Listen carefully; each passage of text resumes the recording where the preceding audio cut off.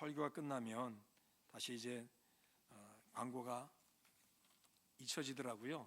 말씀에 집중하다 보니까.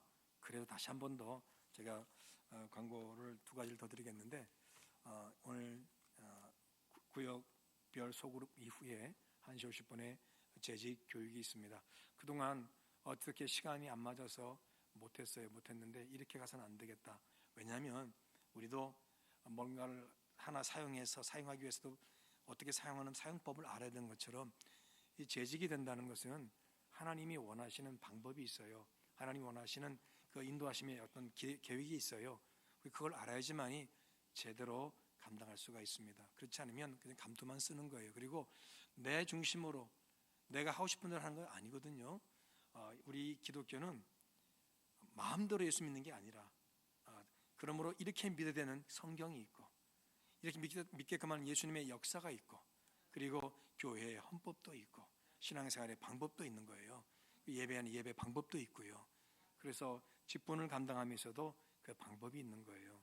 그래서 그걸 우리가 모르면은 안 될 것 같아요. 그래서 오늘 이 한 시간에 다 끝낼 수는 없기 때문에 언제 또 기회가 되면 만들겠습니다만은, 오늘 우리 모든 재직이 다 참여하셔서 그렇게 좀 잘 알고 갔으면 좋겠다. 너무나 중요한 시간이기 때문에 재직들은 다 참여해 주시고요.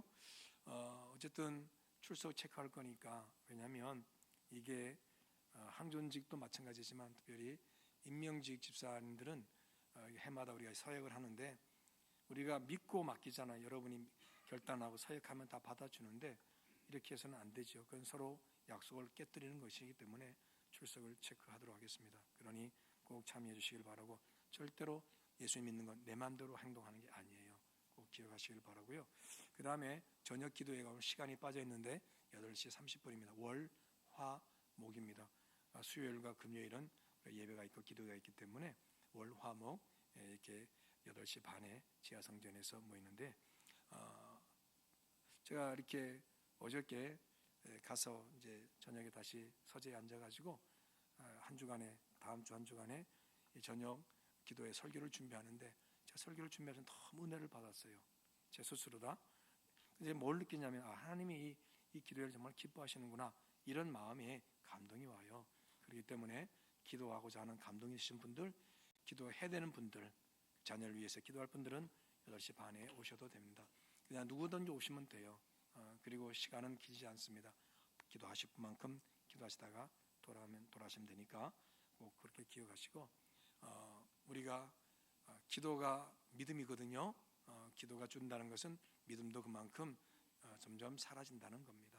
그렇기 때문에 우리 소망교회가 다시 기도의 믿음을 회복해야 될 것 같고요.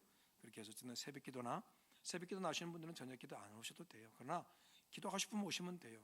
어쨌든 이것도 저것도 안 되는 분들은 집에서라도 기도하셔야겠죠. 어쨌든 기도 많이 하시길 바라고, 하나 더 광고 드린다면, 우리 소망교회는 매주 새벽 기도를 말씀 묵상 큐티를 통해서 진행합니다. 그러므로 우리 구역자님들이나 우리 항존직들은 기본적으로 말씀과 함께 가셔야 됩니다. 그러므로 큐티책을 다 신청하시길 바라고, 이것은 여러분들이 아무것도 안 해도, 그것만 해도 목회를 함께 하고 돕는 거예요. 그렇기 때문에 이조차도 오늘 다시 한번 결단하시고 2월부터는 다 큐티에 다 동참해 주시기를 바라고, 전 성도가 다 하시면 더 좋아요. 왜? 그래야지만이 말씀을 나눌 수 있는 계기가 되니까요. 꼭 그렇게 협조해 주시면 대단히 고맙겠습니다. 자, 마음 챙김이라는 제목으로 말씀 나누겠습니다. 여러분, 우리 노아 방주 많이 들어보셨잖아요. 노아 방주 안은 어떻게 되어 있을까요? 상상해 보신 적 있나요? 우리 교회처럼 이렇게 큰 공간 하나로 되어 있을까요? 그렇게 되면 함께 배에 오른 여러 종류의 짐승들과 섞여서 지내야 되겠죠. 큰 동물은 코끼리부터 하마, 표범, 사자, 코뿔소, 기린 등 우리가 나름대로 생각할 수 있는 그런 모든 짐승이 되겠죠.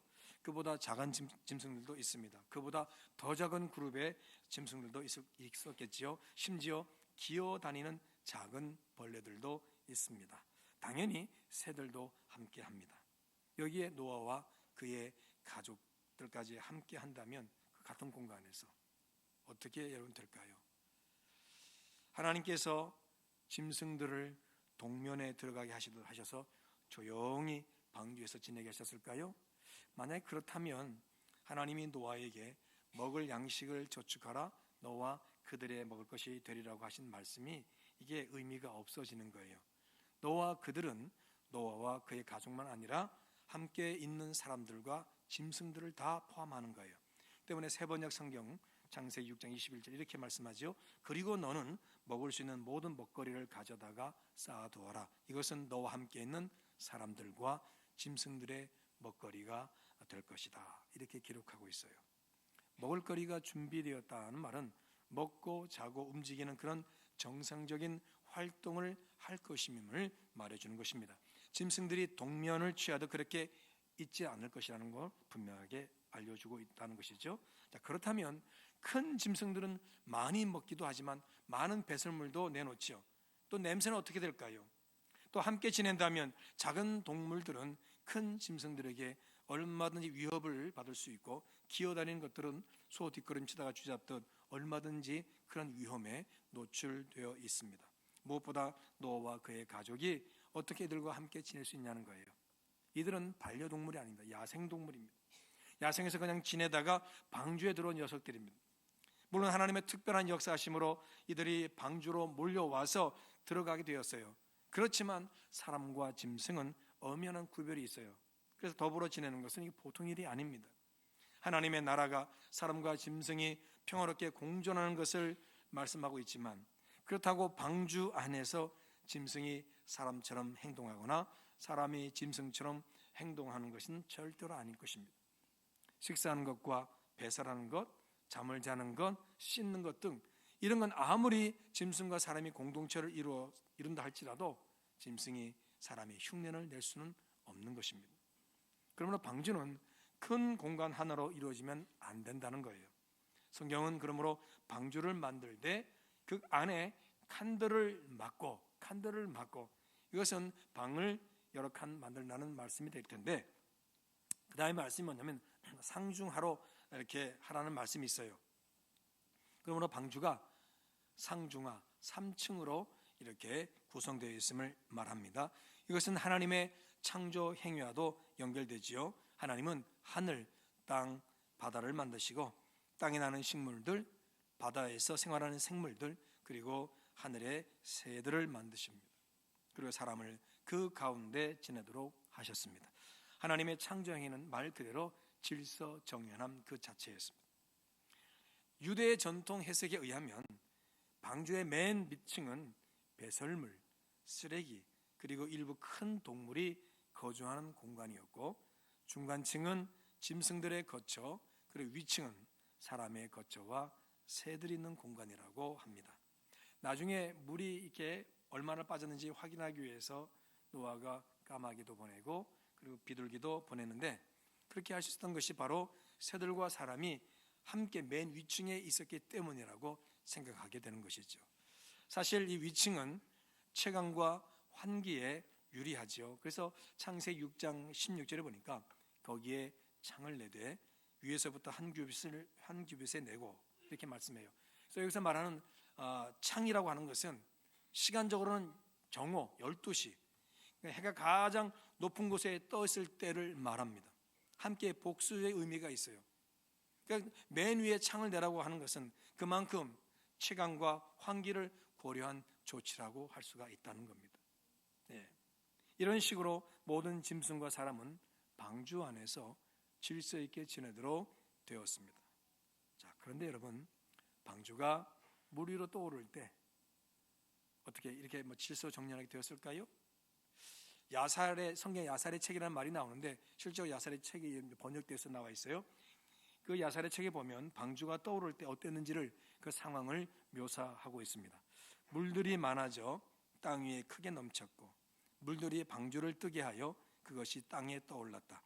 방주가 물들의 표면 위로 떠올라 물들 위에서 흔들려 그 안에 모든 생물이 가마솥 안에 죽처럼 움직였다. 상상이 되시나요? 그림이 그려지시나요? 가마솥 안에 죽처럼 움직였다고. 이거는 이 방주가 상당히 흔들렸다는 거.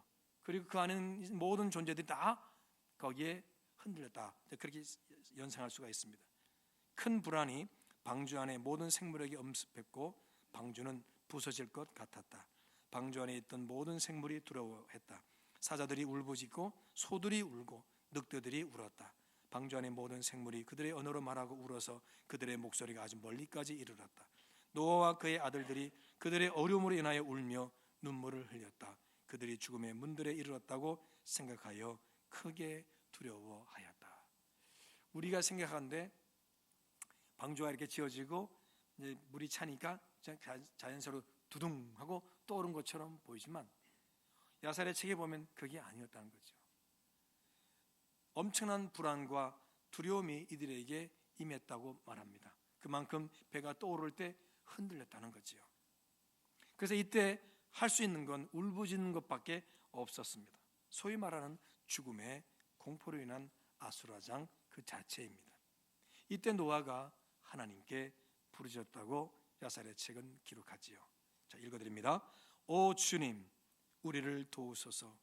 우리가 우리를 둘러싼 이 재앙을 견딜 힘이 없습니다. 물들의 파도들이 우리를 둘러싸고 해로운 창수가 우리를 두렵게 하며 죽음의 덫이 우리 앞에 왔습니다. 응답하소서. 오 주님, 응답하소서. 주의 얼굴을 우리에게 비추시고 우리에게 은혜를 베푸셔서 우리를 구속하시고 건져내소서. 이렇게 노아가 기도했다는 거죠. 우리 이 성경에는 이런 내용이 없어서 그냥 자연스럽게 떠올랐다고만 생각하지만 이런 걸 보면 이 상황은 상당히 긴박하고 급박했음을 보여줍니다. 그래서 노아가 기도해요. 울부짖어 기도해요. 하나님은 노아의 목소리를 들으시고 기억하셨다고 말합니다. 바로 그 부분이 오늘 본문의 내용입니다. 하나님이 노아와 그와 함께 방주에 있는 모든 들짐승과 가축을 기억하사 하나님이 바람을 땅 위에 불게 하심에 물이 줄어들었고, 여기서 중요한 단어가 기억하사입니다. 기억하사, 잊지 않고 명심한다는 말입니다. 구체적인 예가 하나님이 소돔과 고모라를 멸망시키실 때 롯과 그의 가족을 챙기십니다. 그래서 천사를 보내시죠. 하지만 결국은 롯과 두 딸만 그곳에서 빠져나오게 됩니다. 이런 결과에 대해서 창세기 19장 29절이 말합니다. 하나님이 그 지역의 성을 멸하실 때, 곧 롯이 거주하는 성을 엎으실 때에 하나님이 아브라함을 생각하사 롯을 그 엎으시는 중에서 내보내셨더라. 여러분, 성을 엎으신다는 이 말은 그대로 뒤집어 엎는 것을 말합니다. 더 쉽게 얘기하면 여러분, 옛날에 밥상 확 뒤집잖아. 이렇게 혹시 경험해 보셨나요? 속으로만 대답하세요. 네. 이제 그런 분위기, 대발이 아버지가 화가 난다고 확 뒤집어 엎을 수 있는 뭐 그런 분위기 있죠. 이게 바로 지금 성을 엎으신다는 거예요. 그래 뒤집어 엎는 거예요. 심판을 향한 하나님의 맹렬한 진노를 그렇게 표현하고 있는 거예요. 여러분, 밥상에 있는 것들 싹 뒤집어 버리면 어떻게 다 바닥에 떨어지잖아요. 다 그냥 뭐 난장판 되는 거잖아요. 뭐 그런 거예요. 지금 소돔과 고모라 그렇게 심판을 받는다는 거예요. 그런데 그렇게 엎으시는 중에서 내보내셨대요. 롯과 그 두 딸은 내보냄을 받았어요. 이것은 전복시키는 그 한가운데에서 내보내셨다는 말이 되는데, 맹렬한 진노의 심판에 집중하시는 가운데서도 하나님은 아브라함을 기억하셔서 롯을 살려주셨다는 겁니다. 그만큼 하나님은 아브라함을 품고 계셨고 기억하고 계셨다는 겁니다. 여러분, 정말로 제일 무서운 사람이 뭐라고요? 눈에 뵈는 게 없는 사람이잖아요. 정말로 화가 나면 눈에 뵈는 사람이 없어. 뵈는 게 없는 사람이, 그런 사람이 있어. 그럼 이런 사람이 뭘 여러분 기억하겠어요? 다 그냥 끝장내는 거지. 성격 급한 분들은, 다혈질인 분들은 한 방에 다 끝내려고 그래요. 오늘 너 죽고, 옛날에 나 죽자 그래요. 요즘은 조금 지혜로워서 너 죽고 나 살자 하지만은 옛날에는 그랬단 말이에요. 그러니까 생각이 없는 거야. 그 분노 속에 말이죠. 근데 하나님은 그 진노 속에서도 아브라함은 기억하셨다는 거예요. 그 말은 뭐겠어요?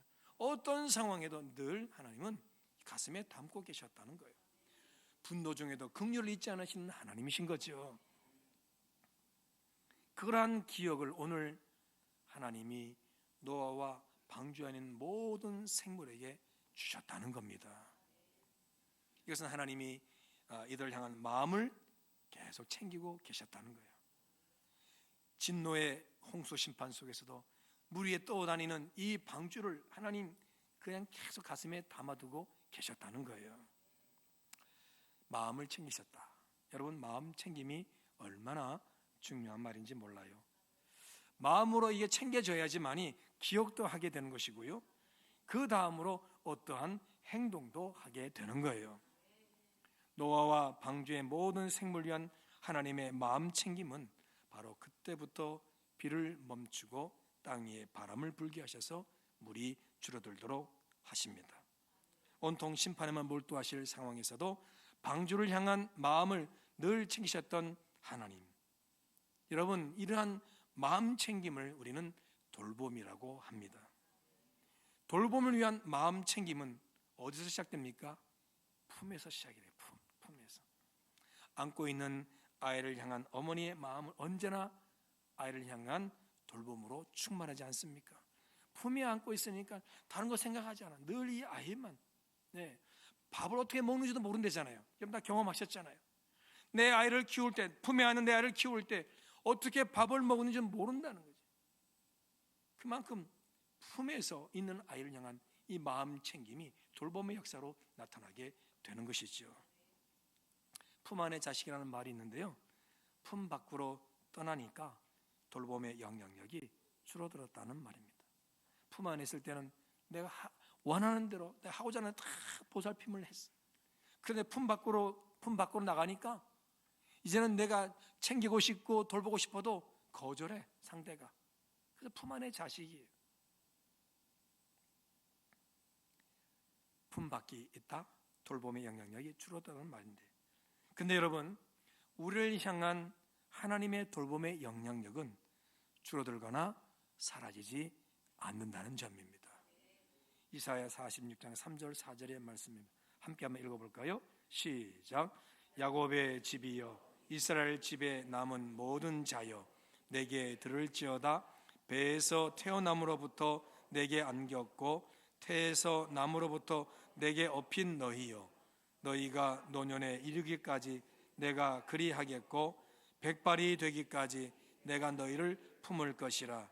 내가 지었은즉 내가 업을 것이요 내가 품고 구하여 내리라. 아멘. 자, 여러분의 자녀를 몇 살 때까지 품으셨나요? 여러분의 자녀가 나이 몇 살 때까지 품으셨나요? 여전히 30살이 됐는데 품에 안고 계시지요? 아마 징그럽다 그러실걸요. 아마 초등학교 좀 지나고 나면 더는 부모의 품에 안기기를 거부할 거예요. 그런데 오늘 하나님 말씀, 하나님은 우리를 태에서 나기 전부터 또 태에서 나오부터 안겼다고 돼 있고, 언제까지요? 머리가 백발이 될 때까지 계속 안고 업고 품어주신대요. 아멘 하신 분에게 이런 은혜가 임할 줄로 믿습니다. 그래요. 저는 이거 경험합니다. 아, 하나님이 이렇게 품고 계시는구나, 하나님 인도하시는구나, 경험한다는 거예요. 중요한 것은 이것을 우리가 느껴야 되는 거예요, 여러분. 그러려면 이걸 믿어야 되고 이걸 기대하셔야 되는 거죠. 여러분, 태어나면서부터 우리를 품에 안고 백발이 되기까지 품으시는 하나님이시라고 분명 말씀하잖아요. 그러나 평생 우리는 하나님의 품에 안겨있는 존재인 줄로 믿습니다. 너무나 중요한 말씀이에요. 그러니 우리를 향한 하나님의 마음 챙김은 우리 평생에 나타난 줄 또한 믿습니다. 다른 말로 우리를 끝까지 기억해 주셔서 돌봐 주신다는 것이죠. 아유, 내가 나이가 70인데 뭘 돌봄을 받아. 여러분, 아니에요. 끝까지 우리는 하나님의 돌봄이 필요한 사람들입니다. 우리가 좋아하는 말씀이, 여러분 80대가 되어서 병원에 가도 목사한테 기도받고 하시는 분도 있어요. 목사의 돌봄을 기대하나요? 아니죠. 하나님의 돌봄을 기대하는 거잖아요. 수술실에 들어가 보십시오. 기도가 안 되나? 그때 꼭 기억나는 말씀이, 물 가운데로 지날 때도 불 가운데 지날 때도 함께 하셔서 물이 침몰치 불이 침몰치 태우지는 못하여. 그 말씀하면 하나님 이 수술실에서 하나님 함께해 주옵소서. 그런 기도하잖아요, 여러분. 그런 거예요, 여러분. 하나님은 말씀하신 그대로 우리를 평생 품어주십니다. 평생 우리를 기억하시면서 그 품에서 우리를 돌봐주시고 챙겨주십니다. 자, 하나님의 마음 챙김으로 돌봄을 받은 방주 안의 모든 존재는 어떻게 되었을까요? 같은 이 죽음의 공포에서 울부짖었던 노아 방주 안의 모든 짐승은 하나님의 돌봄 속에 평화를 얻게 됩니다. 이때부터 서로를 향한 돌봄이 시작되지요. 탈무드에 의하면 노아와 가족은 1년 동안 잠을 거의 자지 못했대요. 이유는 각 동물의 먹는 시간, 방식이 달랐기 때문입니다. 낮에 음식을 먹는 동물과 밤에 먹는 동물들 따로따로 관리해야 되잖아요. 이건 아담이 에덴 동산을 지키고 관리했던 것처럼 노아 역시 방주 안에 있던 모두를 그렇게 지키고 관리하는 사명을 감당했음을 보여줍니다. 그만큼 노아의 돌봄이 모두에게 미쳤다는 겁니다. 아담의 영향력 아래 있던 짐승들이 아담에게 왔고 아담이 그들의 이름을 지어주니까 그 이름이 되었다고 말씀한 것처럼 방주 안에 짐승들에게도 노아의 영향력은 그렇게 끼쳐지고 있었다는 겁니다. 근데 그 노아의 영향이 끼쳐질 때 노아는 누구의 돌봄을 받고 있습니까? 하나님의 돌봄을 받고 있잖아요. 그렇게 되니까 방주 안에는 여러분 평화가 임하게 되는 거예요. 창세기 8장 17절입니다. 너와 함께한 모든 혈육 있는 생물 곧 새와 가축과 땅에 있는 모든 것을 다 이끌어내라. 이것들이 땅에서 생육하고 땅에서 번성하리라. 자, 방주에 올라서 노아와 함께했던 모든 생물이 다 방주 밖으로 나와 생육하고 번성하게 되었다고 말씀하는데요. 자, 중요한 건 너와 함께라는 말입니다. 너와 함께. 너와 함께한 모든 혈육 있는 생물. 여러분, 여기서 말하는 함께는 친교를 위한 가까움, 친근함을 말합니다. 그러니까 너와 함께한 모든 혈육 있는 생물은 너와 아주 좋은 관계를 맺고 있었던 모든 생물을 뜻한다는 그 말씀이죠. 그러니까 뭐겠어요? 방주 안에 있는 모두가 노아랑 함께 친근하게 잘 지냈다 그 말입니다. 이건 동시에 방주 안에 있는 모든 짐승이 노아와 친하게 되면서 자기들도 서로 친하게 되었음을 말씀하는 것이지요. 그들이 서로를 돌봤다 이런 말은 없습니다. 그러나 그 안에서는 비록 짐승일지라도 서로를 배려하고 돌보는 그러한 모습이 있었을 겁니다. 이사야 11장에서 나타나는 하나님 나라 공동체 안에서는 이리가 어린 양과 함께 살며 표범과 어린 염소가 함께 누울 정도로 친근하게 지낸다고 말씀해요. 그 말씀처럼 그들은 방주 안에 있는 그들은 서로의 어우러짐을 위해서 배려하고 보살피고 돌보는 아마 그런 생활을 했을 겁니다. 이게 설마 그럴까? 여러분, 제가 영상 하나를 봤는데요. 어느 집에 큰 수영장이 있더라고. 한국은 아닌 것 같아요. 그렇죠? 한국 아니죠. 얼었어. 살얼음이 얼었어. 그 위로 작은 강아지가 걸어가다 퐁당 빠져요. 얼음이 깨지면서. 그때는 갑자기 대여섯 마리 큰 개들이 막 쫓아와요. 근데 그 상황을 보더니 갑자기 방향을 틀어서 집 안으로 들어가요. 좀 있으니까 주인이 막 뛰쳐나와요. 그리고는 수영장으로 막 안내해 얘들이. 그리고 수영장에 빠진 강아지를 보게 해서 주인이 싹 건져내더라고요. 별 놀랍지도 않으시네요. 인도에서요, 지나가는 차를 개들이 막았어요. 개들이 계속 짖고 못 가게 만드는 거예요. 하는 수 없이 주인이 차주가 내렸어. 그 보니 뒷바퀴에 개 한 마리가 깔려 있는 거예요. 못 가게 하는 거예요. 짐승들도 돌봄이 있습니다. 배려가 있습니다, 여러분. 그러니 노아 방주 안에서도 이건 얼마든지 가능했다 이 말이죠. 하나님의 품 안에서 돌봄을 받던 방주 안의 노아와 모든 짐승, 노아를 통해 돌봄을 받던 모든 짐승, 그리고 그들이 서로를 돌아보는 그런 아름다운 돌봄의 하모니가 노아의 방주 안에서 펼쳐졌던 겁니다. 그렇게 방주 안에서 돌보며 지냈기에 방주 안에서 나오게 될 때 모두가 들어간 그대로 다시 나오게 된 겁니다. 자, 여기서 우리가 분명히 할 것은 하나님의 돌봄을 받는 자는 돌봄의 사명과 책임이 함께 한다는 겁니다. 노아가 그러했고 노아의 돌봄, 그 마음 챙김을 받은 짐승들은 그들 역시 나름의 마음 챙김으로 방주의 생활을 했다는 것이죠. 우리 역시 하나님의 돌보심, 곧 하나님의 기억하심, 하나님의 마음 챙김 가운데 오늘도 살아가고 있습니다. 젖먹이는 여인이 품에 안은 자식을 잊지 않고 돌보듯 하나님은 젖먹이 여인이 그 아이를 잊을지라도 하나님은 잊지 않으시고 도리어 손바닥에 새겼다고 하실 정도로 우리를 마음에 담고 챙겨주고 계십니다. 아멘이죠? 아멘이죠? 그런 하나님의 자녀가 되었기에 우리가 하나님의 성품을 닮아 나 아닌 다른 이를 품고 돌아보는 성숙한 성도가 되는 것 하나님은 기뻐하십니다. 그래서 여러분 히브리 10장 24절 함께 읽습니다. 시작. 서로 돌아보아 사랑과 선행을 격려하라. 아멘. 이 귀한 말씀 우리에게 주어진 거예요. 중요한 건 여러분 돌아보라는 이게 뭐냐면 마음으로 챙기면서 대하라 그 말인 거예요. 그냥 돌아보라는 이 말씀을 찾아보니 그런 뜻이에요. 마음으로 챙기면서 대하라는 거예요. 척하는 게 아니에요. 떨어져 있으나 항상 그 사람 기억하고 마음으로 챙기면서 만나서 대해주는 거예요. 그게 바로 서로 돌아본다는 말입니다. 그래서 여러분 포항의 어느 교회에 이런 표가 걸렸어요. 누구도 혼자 울지 않는 교회. 참으로 가슴 찡한 문구 아닙니까? 수백 명의 성도들이 함께 하지만 다 개인의 속상함이 있고 아픔이 있어. 그런데 그것 때문에 혼자 우는 일이 없다는 거죠. 그만큼 서로가 서로를 돌아보며 챙겨주니까 혼자 울 일이 없다는 거예요, 여러분. 이런 공동체 어떨까요? 좋아요? 그럼 좋아요를 눌러주시기를 바랍니다. 누르기만 하지 마시고 실천해 하셔야겠죠, 그렇죠? 하셔야 돼요, 여러분. 좀 혼자 울지 않는 이게 얼마나 가슴 찡해요.